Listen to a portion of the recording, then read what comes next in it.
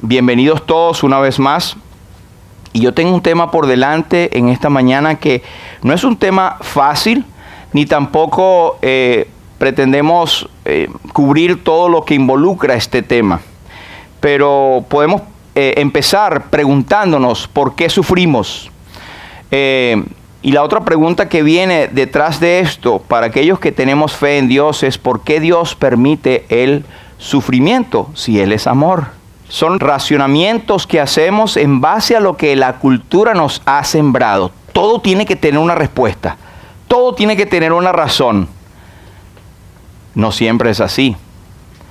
O no siempre vamos a saber inmediatamente la razón del por qué ocurren las cosas, especialmente cuando vienen o provienen en las circunstancias de la vida que no son agradables a nuestros ojos. Pero, ¿por qué sufrimos? Una vez más, pretendemos en el nombre de Jesús ir con este tema en algunas otras ocasiones porque hay bastante que cubrir. Pero hay algunos hombres del mundo, hombres no cristianos, otros cristianos que escribieron acerca del sufrimiento. Y uno de ellos fue este señor Tolkien. Él dijo, no hay victoria sin sufrimiento. Y no es verdad que nosotros hasta siendo estudiantes, si vamos a tener la victoria del examen, tuvimos que sufrir estudiando, ¿cierto? O en las guerras, la gente tiene una victoria. Vemos en la historia de la humanidad cómo han habido tantas guerras y no ha sido sin sufrimiento y pérdidas de vida que obtienen la victoria. Esto es cierto, desde el punto de vista humano, no hay victoria sin sufrimiento. San Agustín, uno de los llamados padres de la iglesia, él dijo, Dios tuvo un hijo sin pecados en la tierra, pero nunca tuvo uno sin sufrimiento. Es de todo sabido que nuestro amado Salvador fue y es llamado el varón de dolores, experimentado en quebranto. Usted le puede poner el título, el varón de sufrimientos. Ese fue nuestro Señor Jesucristo. Hay otro señor que escribió, que es Khalil Gibran, y él puso este razonamiento. Él dice, del sufrimiento han de emerger las almas más fuertes. Los personajes más grandes estaban cubiertos de cicatrices. Esto tiene bastante razón. Y de hecho los personajes inclusive de la historia o ahora mismo que usted ve que han tenido muchas victorias, tienen muchas cicatrices de dolor también. Y usted ve muchas veces que estas personas desarrollan un carácter a veces retraído, a veces encerrado en sí mismos y son producto de lo que han sufrido. Uno de los presidentes de los Estados Unidos, después de la Primera Guerra Mundial, dijo lo siguiente: la retribución del sufrimiento es la experiencia, o la recompensa del sufrimiento es la experiencia que tenemos. Muchas veces la gente tiene bastante experiencia en algo y queremos comprar la experiencia de un día para otro, pues la experiencia es precisamente haber pasado por circunstancias que ahora te da una perspectiva distinta de tu realidad. Y un señor llamado McDaniel, él escribió, el dolor y el sufrimiento son el suelo de la fuerza y el coraje. Es decir, que personas con coraje y con fuerza, su piso, su experiencia, su base ha sido dolor y sufrimiento.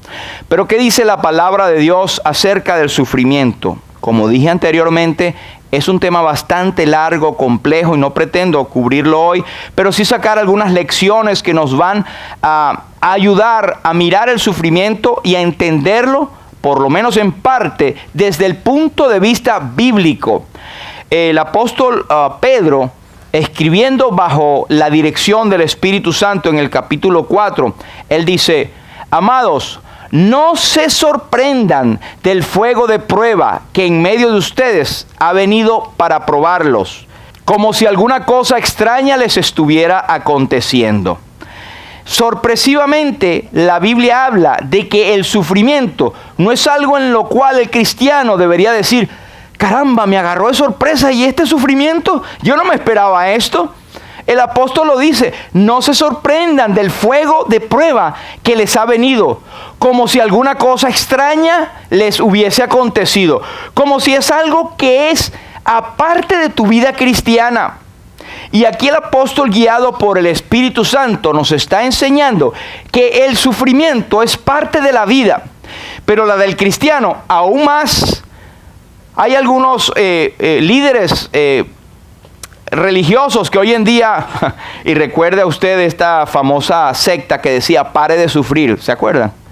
Pare de sufrir, como que el sufrimiento es algo negativo, algo malo, algo que debe ser evitado a toda cosa. Y no me malentiendan, sí, y si hay que evitar sufrir, no vamos a agarrar una plancha caliente porque yo voy a sufrir y quemarme como un tonto. El apóstol nos dice, amados, no seáis insensatos. En otra versión dice, no sean tontos, sino entendidos en la voluntad de Dios. También el apóstol Pedro dice en otra parte que el que vaya a padecer, a sufrir, pues padezca como cristiano y no como malhechor. Ha habido muchos casos en que algunos hermanos, vamos a hablarlo en términos criollos, meten la pata, se equivocan y entonces están sufriendo. Y digo, caramba, ese es el sufrimiento del cristiano. No. Ese no es el sufrimiento del cristiano. El sufrimiento del cristiano viene dado por acercarse a Cristo e identificarse con Él. Y mira lo que dice el versículo 13 de este mismo pasaje que estamos leyendo en Pedro. Dice, antes bien, en la medida en que comparten los padecimientos de Cristo, regocíjense, para que también en la revelación de su gloria se regocijen con gran alegría. En otras palabras, hay recompensa por el sufrimiento que es llevado cuando es a causa de Cristo. En los Estados Unidos y en esta época realmente es poco lo que el cristiano está sufriendo. Podemos sufrir persecución acá por, todas las cosas que se están implementando ahora que van en contra de lo que entendemos como la palabra de Dios. Esta mañana hablaba con algunos de nuestros hermanos y hablamos de la ideología del género, por ejemplo, que va totalmente aparte de lo que dice la palabra de Dios. Y lo que esta ideología pretende es que la gente nace con sexo neutro y que decida cuando vaya caminando en la vida si va a ser mujer o hombre, pero que es neutro. Eso va en contra de la palabra de Dios. Varón y hembra los creó. Pero precisamente empieza esta expresión ideología del género, porque no le pueden llamar a otra cosa. No es ciencia, no es probada, es una idea solamente, pero que quieren sembrarla alrededor del mundo. No está en la Biblia, no está comprobado científicamente. Al contrario, científicamente está probado que una persona nace o hombre o mujer. Sin embargo, esto ha causado que a muchos cristianos empecemos a sentir la persecución. Pero acá en Estados Unidos no es tan fuerte como en otras partes del mundo, y no es por la ideología del género, es solamente por ser cristianos. Sufren y les cortan la cabeza, como decía mi hermano acá, por ser cristiano, por identificarse con Cristo. Y si nos vamos a la historia que leemos, que está plasmada a los primeros cristianos o en todas las épocas, cuando el ser cristiano era ser un sinónimo de tener una sentencia de muerte. ¿Cuántos mártires, y tenemos en la historia llenos de ellos, iban a la hoguera porque estaban diciendo que tenían a Cristo como Señor y Salvador? Ese sufrimiento, esa candela que le ponían en la hoguera, eso es un sufrimiento. O que lo echaban al foso de los leones, o que jugaban con ellos en los coliseos. Todavía existen los coliseos. Hay gente que ve esas estructuras antiguas y cuando los visita, ve esas ruinas. Aquí muchos cristianos murieron, entregaron su vida, sufrieron. Pero eso es otro tema porque es demasiado amplio, pero quisiera concentrarme en algunos para no perder el foco. Hubo una señora que se llamó Fanny Crosby. Ella vivió en los años, a finales del siglo XIX. Era norteamericana y es considerada una de las figuras más importantes evangélicas del de ese tiempo. Y ella fue nombrada como la reina de las compositores gospel. Se dice que ella escribió cerca de 9,000 himnos evangélicos. Nosotros conocemos muchísimos de estos himnos. En cada uno de los signarios de cualquier denominación evangélica, usted va a encontrar Fanny Crosby o F. Crosby. No sé si lo ha visto. Esa mujer se dice que compuso más de 9,000. El asunto está en que en su humildad, ella tenía el temor de escribir mucho más que todos los compositores y empezó a usar seudónimos para que no vieran que era de ella, y seguía escribiendo. Aparte de ser una poetisa, aparte de ser una escritora, era también una elocuente conferencista. Era una música destacada. Ella tocaba el piano, tocaba la guitarra, tocaba el arpa, tocaba otro instrumento. Era una mujer que tenía una sabiduría tremenda, aconsejaba, viajó por varias partes del mundo. Entre uno de los signos que nosotros conocemos es "A Dios sea la gloria", o "Salvo en los fuertes brazos del tierno Salvador", o "Todo el camino me guía Jesús", y muchos otros signos que conocemos que a muchos de nosotros nos recuerda nuestra niñez, porque no sé, desafortunadamente algunos de estas canciones o cánticos no se oyen más en las iglesias. Nosotros procuramos acá rescatar y poner música, himnos que tengan contenido bíblico. Pero quiero decirles que esta señora Fanny Crosby, que murió en el año 1915, tiene una particularidad, que ella era ciega. Y después de usted haber oído todas estas cosas que comenté de ella, se sorprenderá que ella era invidente. Fanny Crosby, escritora, compositora, expositora, pero ciega. Ella nació con sus sentidos completos, pero cuando tenía 6 semanas de nacida, tuvo una infección en los ojos. Y fíjese lo que pasó. Algunos dirán: caramba, qué casualidad tan mala. ¿Por qué ocurrió eso? Dios, ¿por qué lo permitiste? El doctor de ellos se había ido de la ciudad y vino un doctor que dijo que lo estaba suplantando y resultó ser un charlatán, no era doctor. Y le puso unas cataplasmas de mostaza caliente en los ojos, cual le quitó la infección, pero le quemó el nervio óptico. La mamá tuvo que ir, el papá murió, la mamá tuvo que ir a trabajar fuera y la dejó la crianza a una abuela cristiana que le inculcó los caminos del Señor desde pequeña.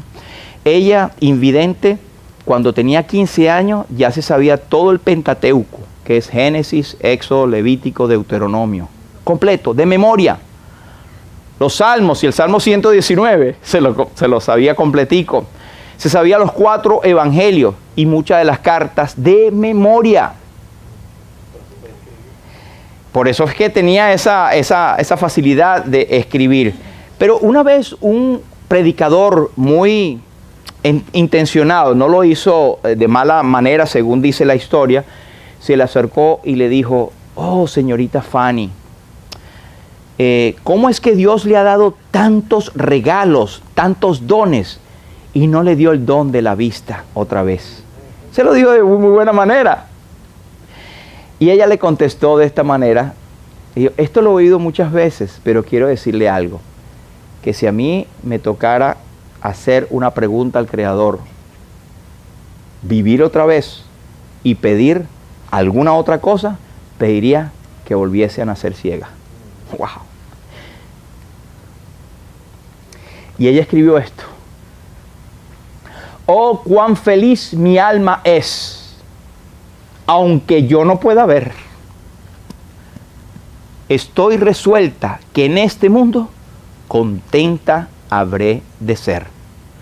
Cuántas bendiciones yo disfruto que otras personas no. Llorar y suspirar porque estoy ciega, no puedo y no lo haré. Uno de sus poemas. Y ella decía que ella pediría volver a nacer ciega. porque cuando muriera, cerrara los ojos en esta vida, lo primero que iba a ver era el rostro de su Señor. Wow. Esto es tremendo, hermano. Personas que tuvieron un sufrimiento tan grande, y así hay muchos que fueron inválidos en alguna otra de sus capacidades, sin embargo dieron gloria a Dios por esa invalidez. Hay un muchacho que ahora me viene a la mente, australiano, tiene un nombre bastante extraño, pero él no tiene manos y no tiene piernas. Y es uno de los más grandes cristianos motivadores de este siglo. Vino para West Palm Beach hace como un año o algo así. Usted sabe a quién me refiero. Pero son personas que alaban a Dios por el sufrimiento que han tenido, porque Dios lo ha transformado de alguna manera. Usted recuerda la historia y lo comentamos el domingo pasado, de los hermanos de José, cuando le tenían envidia tan grande porque él era el amado de su padre. Y en un momento dado ellos buscaron la oportunidad y lo echaron a aquel foso y dijeron al papá, se lo comió una mala bestia, y lo vendieron a unos mercaderes que iban para Egipto. Ese mal lo planearon todos. Tiempo después, ellos tuvieron que ir humilladitos ante el gran gobernador de Egipto, que no sabían, y resulta que era su hermano. ¿Y qué le dijo su hermano? Si nosotros hubiésemos estado ahí, me llegó el momento, aquí los voy a... Porque todo lo que me hicieron es justo, y tenga usted esto, es verdad, él tenía toda la razón para vengarse de sus hermanos, para darles la lección, para meterlos presos, ahora le llegó el momento. Es como decimos en criollo, a todo el mundo le llega su tiempo y yo te agarro en la bajadita, ¿no oído eso? Bueno, para los hermanos de José le había llegado su bajadita, pero en vez de hacer algo malo contra ellos, él los abrazó después de algunos de otros acontecimientos. Pero él dijo, vosotros procurasteis mal contra mí, pero Dios lo ha tornado en bendición. ¡Wow! ¡Qué tremendo! En medio del sufrimiento. ¿Y cuánto no sufrió José para llegar a eso? ¿Usted recuerda que hasta aquella esposa de su jefe, debo decir Potifar, ¿verdad? Ella estuvo tentándolo y quiso acostarse con él, y él no quiso. Él aunque era un joven apuesto con todo el momento de la virilidad, él decidió servir y honrar a Dios. Y la palabra de Dios dice, yo honraré a los que me honran. Y en medio de ese sufrimiento, porque él fue acusado injustamente porque quiso la mujer violarlo, y él escapó. Y ella dijo, mira, me dejó aquí sus ropas porque quería violarme, porque se quería vengar a aquella mujer. Fue echado en la cárcel, y usted ve lo que pasó allí. Ahí conoció al copero del rey y al panadero y todo lo demás que vino. Al final, él fue gobernador y fue puesto en honra, porque él honró al Señor en todo momento, pero pasó por tremendo sufrimiento. Hay cosas que la Biblia resume en una palabra después de mucho tiempo, y ahí pudo haber pasado, qué sé yo, 12, 13, 20, 40 años o más. Usted se imagina día a día él en la cárcel pagando por algo que no hizo. Sufrimiento. Y a veces nosotros, por días que pasamos, decimos que Dios es injusto hasta, muchas otras cosas más. Y que Señor se olvidó de mí, y que por qué me está pasando esto. Y Señor, ¿será que tú no quieres a tus hijos o a tus hijas? Señor, ¿o será que yo hice una cosa tan mala? Y algunos hasta con no muy buena doctrina dice, ¿será que en la otra vida yo fui algo más que estoy pagando ahora? Y hermanos, el sufrimiento tiene muchos matices y manera de ver, pero hay una sola forma de enfrentarlos. Yo quiero decirles simplemente algunos 5 o 6 razones lo que es el sufrimiento. En primer lugar, el sufrimiento es un misterio. Nadie puede dar razón, no, tú tienes esto por esto, te explico la razón, nadie, solamente el Señor. Y podemos indagar en oración para encontrar, hay una canción o un cántico, un himno que escribió Steve Green, y al final lo vamos a poner, pero en su letra él dice, Señor, yo no quiero que me muestres el plan completo, no lo necesito. Yo lo que quiero es cumplir tu voluntad, que me des gracia para hacerlo. Otro himno muy amado que cantamos, el 462, en Himnos y Cánticos del Evangelio. dice así: de maneras misteriosas suele Dios aún obrar. Dios obra de maneras misteriosas. Y así sus maravillas por los suyos efectuar. Él cabalga sobre nubes. Y los vientos y tempestad son sus siervos enviados para hacer su voluntad. Y dice otra estrofa: no juzguéis por los sentidos los designios del Señor, si parece que las pruebas contradicen su amor. Alentaos, oh medrosos, estas nubes negras son de sus bendiciones llenas, traerán la salvación. Pero es un misterio, es un misterio. La nueva versión internacional dice en 1 de Timoteo 3 y 16, e indiscutiblemente, no hay duda de que grande es el misterio de nuestra fe. La Reina Valera de la Piedad dice. Pero me gusta esta versión en este punto porque piedad se refiere al conjunto de doctrinas o revelación de Dios para nosotros. Y es un misterio. ¿Quién puede decir: Dios, ¿por qué hiciste eso? Porque yo estoy pasando por esto. Es un misterio. Y el apóstol dice: grande es el misterio, indiscutiblemente es el misterio. No porque sea muy misteriosa, que sea el asunto así como en las películas, wow, eso es algo misterioso. No, sino es que no había sido revelado en el Antiguo Testamento. El misterio de que Cristo es Dios hecho carne, ese es un misterio tan grande. La fe, la revelación que tenemos de Dios incluye las pruebas, y es un misterio. Es un misterio. Y él sigue diciendo, porque Él se manifestó como hombre, o Dios fue manifestado en carne. Este es un misterio tan grande, que el creador del universo se haya hecho carne como uno de nosotros. Es un misterio que no entendemos, no nos entra acá. Sin embargo, ocurrió, el creador se hizo carne y habitó entre nosotros. Otro himno muy conocido por en nuestra niñez. Este himno se refiere a que Él vino a libertar a los tristes hijos de Adán. Grande misterio, el inmortal hacerse hombre y sucumbir. Todo lo entrega, gloria, pres, corona, trono y majestad. Hay maravillas, cual su amor, morir por mí con tal dolor. Eso es un misterio. Ese es un misterio. ¿Cómo es que Dios se hizo carne y habitó entre nosotros? En palabras del salmista, él decía que Dios se compadece de nosotros porque Él conoce nuestra condición. Claro, es el creador. Él conoce cada fibra, cada detalle en tu corazón, en tu ser. ¿Por qué sufres y para qué sufres? Todo está bajo su control. Eso lo decía el salmista y encontraba consuelo en esto. Él decía, Dios se compadece de los que le temen, como el padre se compadece de los hijos. De la misma manera que nosotros que somos padres nos compadecemos de nuestros hijos, pues Dios se compadece de esa misma manera. Esta es una tremenda confianza, un tremendo consuelo que tenemos. Pero el salmista sigue diciendo, se acuerda que somos polvo. Dios se acuerda que somos polvo, que somos criaturas débiles, que estamos expuestos solamente a su voluntad. El día que Dios diga, no serás más, no somos más.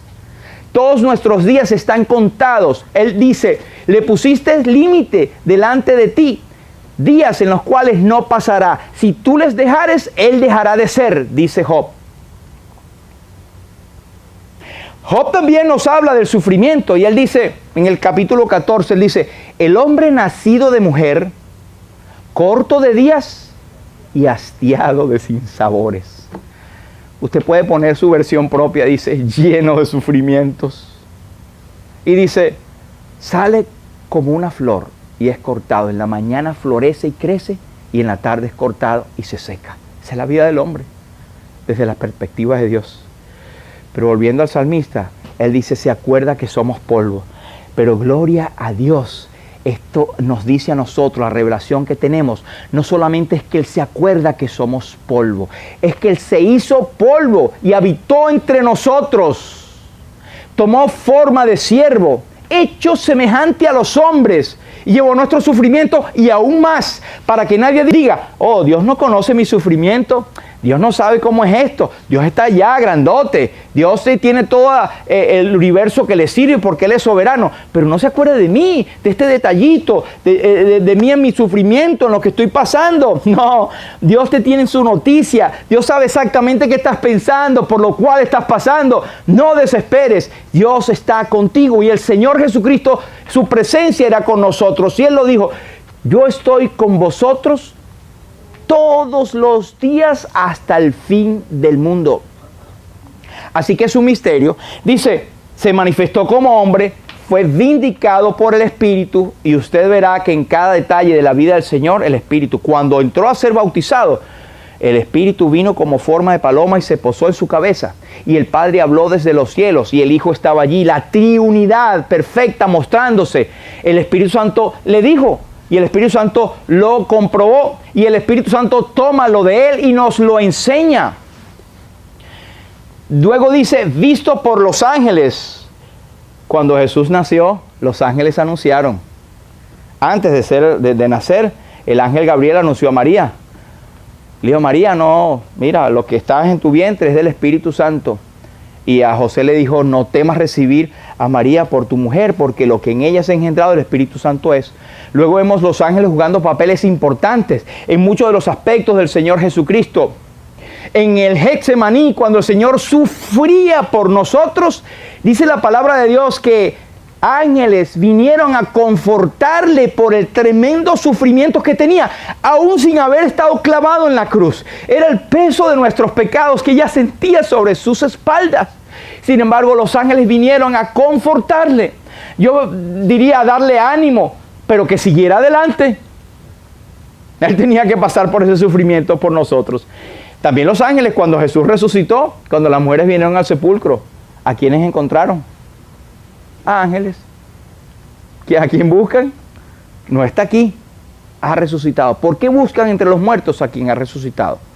Los ángeles jugaron un papel importante en cada etapa del Señor. Por eso dice, visto de los ángeles. Proclamado entre las naciones, y eso empezó en Mateo 28, cuando Él dijo, id por todo el mundo y proclamad el Evangelio a toda criatura. Fíjense que dice creído en el mundo. Uno quisiese que dijera creído por el mundo, pero hay una diferencia. No todo el mundo es salvo. No ha sido creído por el mundo, pero ha sido creído en el mundo. Muchísimas naciones alrededor del mundo han oído el Evangelio. No todos los que quisiéramos que fuesen salvos, pero ha sido predicado este Evangelio en el mundo, creído en el mundo. Hay una teología, no quisiera profundizar en esto, pero que dice que hasta que todo el mundo no oiga el Evangelio, Cristo no viene. Yo no encuentro eso en la Biblia. Es predicar el Evangelio. Hay personas que, ¿y qué de los que nunca oyeron el Evangelio? Bueno, Dios es justo. Dios es fiel, pero sí nos manda a nosotros estar en ánimo pronto de proclamar las virtudes de aquel que nos llamó de las tinieblas a la luz admirable, de predicar el Evangelio por todo el mundo. Debemos ser misioneros donde quiera que estemos parados. Después dice recibido en la gloria, y esto nos habla cuando Cristo fue levantado, ascendió a los cielos. Ese es un resumen de las etapas del Señor. Algunos hablan que es algo cronológico, pero mi énfasis está en que es grande el misterio de la piedad. El sufrimiento es un misterio. Quiero aclarar que no es el sufrimiento. El sufrimiento no es señal de santidad. En sí mismo no nos hace ganar favores delante de Dios. Y usted sabe que esto, uno lo dice facilito y bien concluyente, pero esto durante toda la época de oscuridad de la historia, gente que interpretaba los versículos como separarme del mundo, y crecieron y se instituyeron los monasterios, la vida monástica, porque yo quiero estar separado del mundo, y agarraban látigos y se laceraban a sí mismos. Todavía hay sectas y lugares en el mundo que lo hacen. El sufrimiento es parte. Si yo no sufro, no puedo tener parte con Dios. Y se hacían laceramientos y se castigan a sí mismos por mi culpa, por mi grandísima culpa. Y esto no es así. El sufrimiento no te añade ningún punto delante de Dios. No es una señal de santidad. Ay, mira esa hermanita tan sufrida. Ese está cerquita de Dios. No, que sufre demasiado. Esa es santa porque sufre demasiado. No, eso no lo dice la Biblia. El sufrimiento hay que evitarlo, como dije al principio. No, yo voy a sufrir porque soy cristiano, voy a pasar la calle, ¿qué importa que me lleve un carro? ¿Se han visto casos? Pero ¿qué dice Eclesiastés? Eclesiastés nos dice que hay un aprendizaje. 7:14. En el día de la felicidad, sé feliz. Disfruta la felicidad. Y con esto debo decir también que hay falsas enseñanzas que dicen que tú no puedes alegrarte. Un tiempo que lo decían, ya no lo dicen más, que los evangélicos tenían que ser tristes. Y a los pobres bautistas los tenían como los bautristes. Y esto no es así, hermanos. El cristiano debe ser alegre, debe ser gozoso, debe tener en su cara reflejando la alegría de ser salvo, de que tenemos una vida escondida con Cristo y de que tenemos a Dios de nuestro lado y que tenemos una salvación que es eterna y que no depende de nosotros, sino depende de la obra de Cristo en la cruz del Calvario. Eso es tremendo. Hemos sido hechos participantes de la naturaleza divina. Tenemos coronas en los cielos. Vamos a estar en la eternidad con Él. ¿Quién no se va a gozar con esto? Por eso el apóstol dice en una parte, regocijaos en el Señor siempre. Otra vez os digo, regocijaos. En otras palabras, alégrense en el Señor todo el tiempo. Otra vez les digo, alégrense. Si él hubiese encontrado un superlativo para alegrarse, lo hubiese puesto. Pero como no lo encontró, repitió varias veces la palabra alegrarse. El cristiano es alegre. Por lo tanto, cuando estés con todas las circunstancias a tu alrededor, sé feliz. Aún cuando otros vean que tu grado es para estar llorando, sé feliz. En día de la adversidad, reflexiona. En el día de la adversidad, ponte a pensar, Señor, ¿qué pasa? Como siempre hemos oído, no preguntar, Señor, ¿por qué? Sino, Señor, ¿para qué? Y quiero aprender esta lección para pasarla rapidito, pasar de aquí, Señor, ¿qué me quieres enseñar? ¿Qué me quieres enseñar con esta circunstancia adversa o de sufrimiento que estoy pasando? Y usted no está solo allí, tiene la ayuda del Espíritu Santo, tiene la palabra de Dios, tiene la Trinidad con usted, pero también tiene lo que Dios ha puesto para nosotros en este tiempo, la iglesia. La iglesia es un manantial, la iglesia es un oasis en medio del mundo y es fundada por Jesucristo. Esto no es una invención humana. Por eso la asamblea es el lugar donde Dios envía bendición y vida eterna, donde podemos estar en comunión, donde podemos hablar con nuestros hermanos, donde podemos gozarnos juntos, podemos adorar juntos y compartir nuestras cosas juntos en oración. Y puede usted llegarse a cualquier persona madura en el Evangelio para ser aconsejado o tener una perspectiva distinta de lo que usted no está viendo. ¿No le ha pasado que cuando está en una dificultad pierde el foco? Y a alguien más le dice una cosita y dice, caramba, yo no me había dado cuenta de esto. Es el Señor que está, oye, pero a veces somos como esos mismos monjes del monasterio. Nos encerramos y queremos entonces empezar a lacerarnos nosotros mismos. O empezar a culparnos. Si no culpamos a Dios primero, nos culpamos a nosotros mismos. No, es que yo estoy haciendo mal. Yo a lo mejor no estoy andando bien. Yo a lo mejor esto y esto y esto. Mano, reflexiona. Y entiende que uno y otro los ha hecho Dios. Tanto el sufrimiento como la adversidad forman parte del plan de Dios para sus hijos. También quiero que sepamos que el sufrimiento vino al mundo como consecuencia del pecado. No debemos dejar de pasar esto. Vivimos en un mundo caído, producto del pecado. Cuando Adán y Eva fueron puestos en el huerto del Edén, se les dio el caminito de la felicidad. Sean obedientes. De todo árbol podéis comer, le dijo Dios, pero del árbol que está en medio del huerto, el árbol de la ciencia, del bien y del mal, no comeréis. Y les explicó, porque el día que de él comiereis, vendrá el sufrimiento, ciertamente morirás. ¿Qué escogieron nuestros padres? Porque no dirá, ay, Adán y Eva. No, esos fueron nuestros padres, nosotros mismos representados allí. Ellos escogieron la desobediencia. Por tanto, como el pecado entró al mundo por un hombre y por el pecado la muerte, así la muerte pasó a todos los hombres por cuanto todos pecaron. La muerte es una de las respuestas más tajantes del sufrimiento. Aún con las personas que mueren en Cristo, es un sufrimiento para nosotros. Y usted lo ha pasado, yo también. Y lo tengo reciente, cuando muchos de acá saben que mi hermano pasó para estar con el Señor hace apenas 2 semanas. Creyente en el Señor y diciendo, Señor, me viene a buscar. Qué consuelo nos da a nosotros saber esto. Lo dijo 3 veces. Pero sufría, le dolía todo el cuerpo y para nosotros la muerte llegó como un siervo de Dios para quitar del sufrimiento a un hijo de Él. Pero ¿cuánto sufrimos de la separación física? Cuando mi papá murió. ¡Wow! Un sufrimiento. Mi papá, mi progenitor se fue. Está con el Señor, pero ya no lo voy a tener aquí. Cuando hijos, sabemos de nuestros hermanos que han partido sus hijos, eso es tremendo. Mi mamá misma, cuando tener el corazón desgarrado de ver enterrar a su propio hijo, un sufrimiento, y eso es producto del pecado, de la naturaleza caída. Génesis, mas del árbol de la ciencia del bien y el mal no comerás. Y ellos escogieron el sufrimiento y nos los pasaron a nosotros. Por supuesto que gloria a Dios que hay una forma de redención en Cristo. Porque dice, por cuantos todos pecaron, ¿verdad? Dice también que nosotros hemos sido liberados, redimidos por Cristo. Y en el capítulo 5 de Romanos nos dice que Dios muestra su amor para con nosotros en que siendo aún pecadores, Cristo murió por nosotros, siendo justificados gratuitamente mediante la redención que es en Cristo Jesús. Qué tremendo puente, qué alternativa, qué camino tan perfecto Cristo abrió a través de su propio sacrificio.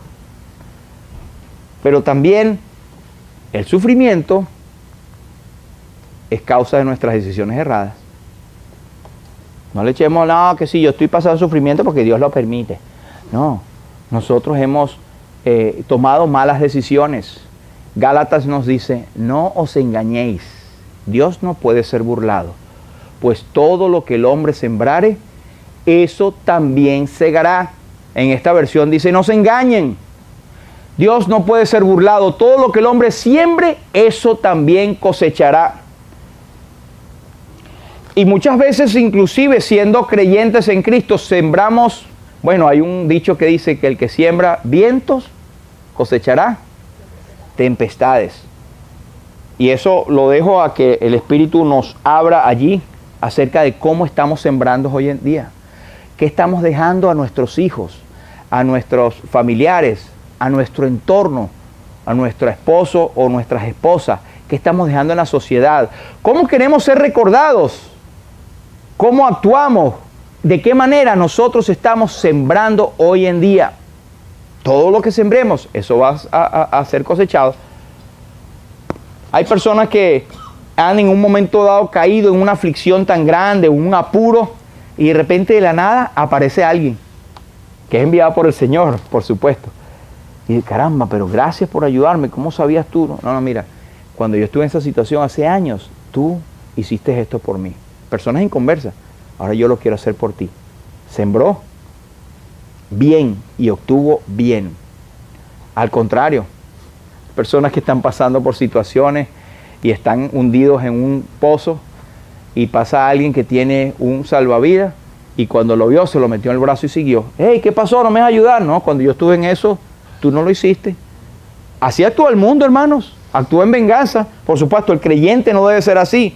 No debemos retornar mal por mal, sino bien todas las veces, porque así demostramos el corazón de Cristo. Pero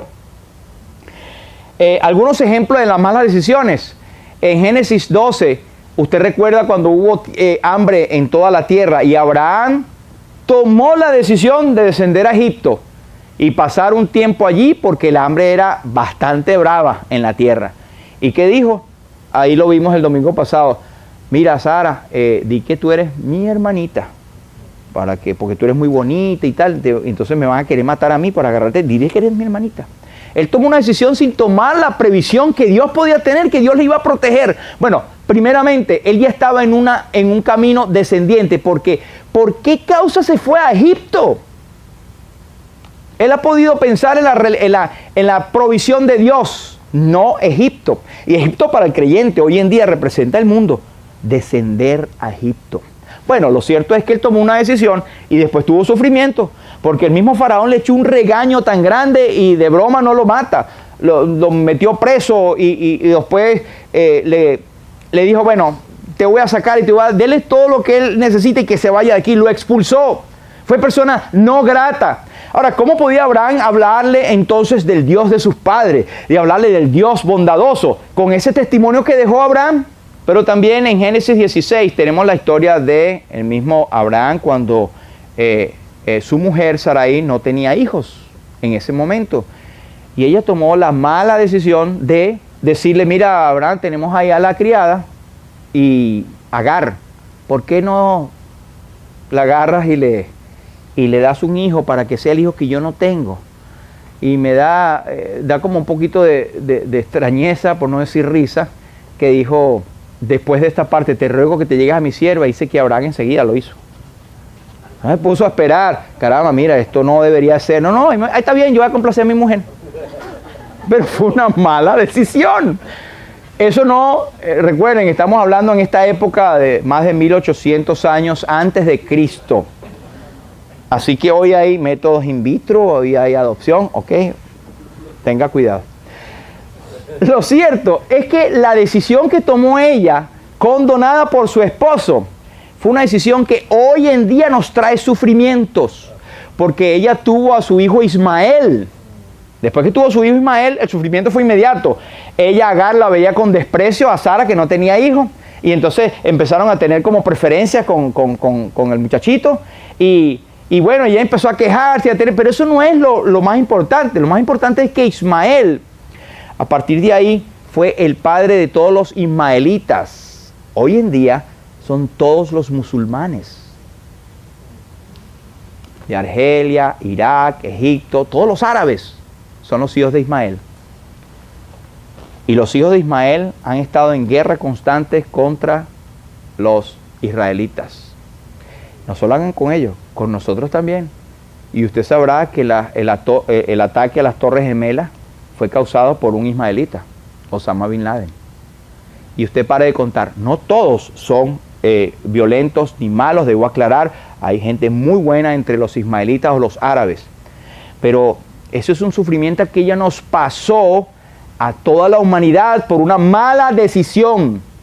Así que tengamos nota a eso. Las malas decisiones traen consecuencias no a nosotros mismos inmediatamente, sino a nuestras generaciones. Otro en Éxodo 32, cuando el pueblo vio que Moisés tardaba en bajar del monte, la gente se congregó alrededor de Aarón y le dijeron, levántate, haznos un Dios que esté con nosotros y pueda representarnos. Imagínense, esa gente que había visto la mano del Señor en milagros, en alimentarlos, en sacarlos poderosamente de Egipto, se le olvidó todo eso en un momento dado. Y no es verdad que a nosotros nos ocurre así. Somos bendecidos con el Señor día a día. Y hay momentos en nuestras vidas que se nos olvida todo. Decimos, no, pero me está pasando. Tiene que venir alguien o el mismo Señor a recordarte. Mira, pero no te acuerdas dónde estabas tú. O cómo hasta ahora has llegado.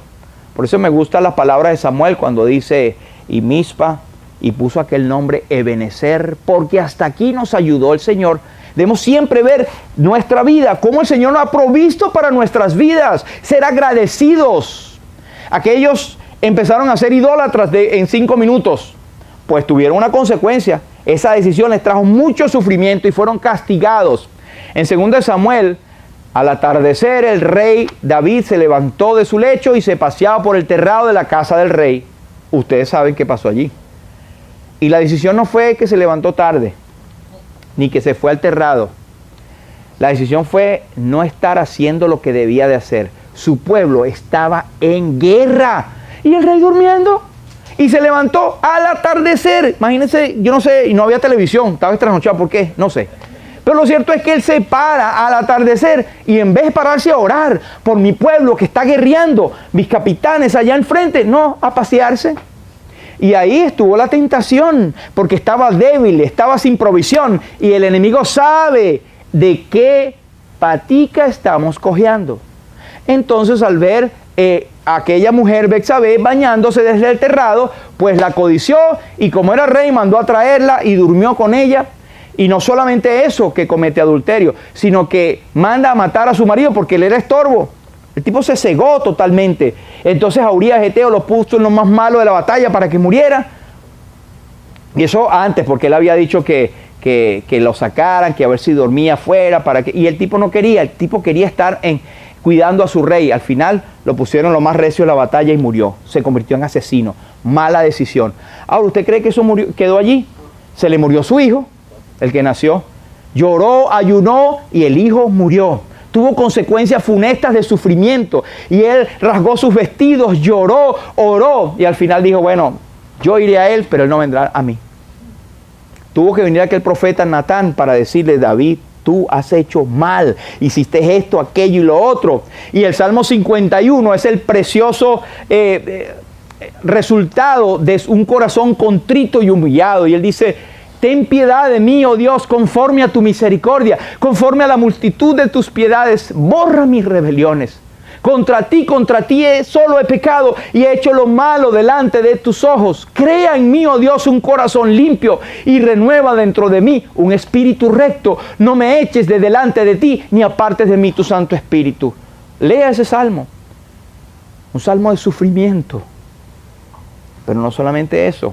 Nuestro hermano esta mañana habló aquí en el comentario que el rey David le fue prohibido tener inclusive el privilegio de construir el templo. ¿Por qué? Porque era un hombre sanguinario. Y hoy en día, bueno, en ese tiempo también mucha gente blasfemó del nombre de Dios por lo que hizo el rey. Consecuencias funestas, sufrimiento por doquier. Pero fue un sufrimiento porque un hombre de Dios sufre, porque Dios lo ha planificado así, por sus propias decisiones. El sufrimiento es usado por Dios como disciplina para parecernos más a Jesús. No todos los sufrimientos o pruebas que nos envían son como parte de una disciplina, pero son maneras en que Dios amolda o trabaja en nuestro carácter para hacernos más parecidos a Cristo. En Hebreos 12 nos dice, porque el Señor al que ama, disciplina y azota a todo aquel que recibe por hijo. Si soportáis la disciplina, Dios os trata como a hijos, porque ¿qué hijo es aquel a quien el Padre no disciplina? Pero si os deja sin disciplina, del cual todos han sido participantes, entonces sois bastardos y no hijos. Hay una disciplina que viene de parte del Señor. Pero cualquiera sea el sufrimiento que estemos pasando, Romanos por excelencia es un versículo que nos trae consuelo. Porque a los que antes conoció, también los predestinó para que fuesen hechos conforme a la imagen de su Hijo. Esta es la razón por la que nosotros constantemente estamos en el taller del Maestro, quitando nuestras imperfecciones, no para hacernos salvos, sino porque ya somos salvos y quiere hacernos parecer más a Cristo, para que Él sea el primogénito entre muchos hermanos. El sufrimiento también viene por persecución de nuestra fe. Esto es algo que ocurre y ha ocurrido. Somos perseguidos por causa de nuestra fe. En 1 de Pedro 5 al 7 nos dice, aunque ahora por un poco de tiempo, si es necesario, tengáis que ser afligidos en diversas pruebas. Note que es por un poco de tiempo y noten que es si es necesario. En otras palabras, no siempre vamos a estar sufriendo por causa de nuestra fe. Eso es la gracia de Dios, sencillamente. Pero Él da la razón en el versículo 7, para que sometida a prueba vuestra fe, mucho más preciosa que el oro, aunque perecedero, se prueba con fuego, sea hallado en alabanza, gloria y honra cuando sea manifestado Jesucristo. En otras palabras, el ser perseguidos y sufrir por causa de Cristo trae gloria y honra a su nombre, trae un olor fragante al Señor y es una forma de adoración. Es increíble pensarlo, pero es un olor fragante a Dios. Esas personas que fueron quemadas en hogueras, ese olor a carne quemada en ese momento tan horrible y terrible, era un olor fragante a Dios porque estaban dando su vida por el Señor. Y este es el versículo que me refería también en Romanos. sabemos que para los que aman a Dios, algunas cosas, ¿verdad? Todas las cosas cooperan para bien. Me gusta esta versión porque dice cooperan. Es decir, se ponen de acuerdo para que al final sea para bien. Y esto es a los que conforme su propósito son llamados. Yo no estoy incluyendo acá en un sentido a los que no tienen a Cristo, porque el que no tiene a Cristo, su primera tarea debería ser buscar a Cristo, ser salvos. Esto no lo entienden. Esto no lo entiende una persona que no tiene a Cristo como su Señor y Salvador. Esto es para los que hemos sido llamados, somos salvos. Pero si no eres salvo, ahora mismo puedes tú ser parte de esos que han sido llamados, están siendo llamados. El Señor continuamente llama y a través de todos estos versículos que hemos citado, estamos hablando de la obra de Cristo y de que cualquiera puede llegar a ser salvo y puede llegar a ser parte del propósito perfecto de Dios, de tener la vida eterna, el perdón de sus pecados, al confiar en Cristo como Señor y Salvador. Este himno que me refería al principio, escrito por Steve Green, dice lo siguiente: yo no necesito ver el plan, yo no necesito ver el final. Todo lo que necesito es seguirte, Señor, y hacer tu voluntad. Mi corazón confía en ti, yo siempre te seguiré. Aunque quizá no pueda entender, en mi senda te reconoceré. Esto es importante porque en la senda, en el camino, aunque no entienda lo que esté pasando, yo reconozco que cada paso, cada punto, cada etapa de ese sufrimiento, estoy reconociendo la mano de Dios. Y al final dice, aunque el temor me presionara, yo no desmayaré. Mi fe se fortalecerá, aunque yo tu plan, yo no pueda ver. Señor te bendiga, Él bendiga su palabra. Vamos a orar. Padre, en el nombre de Jesús, estamos agradecidos por tu palabra, Señor. Qué profundidad de riquezas encontramos en ella, Señor. Que a veces somos tan necios, tan opacos en ver nuestra mirada no más allá de lo que está allí. Pero tú nos revelas, Señor, tu voluntad.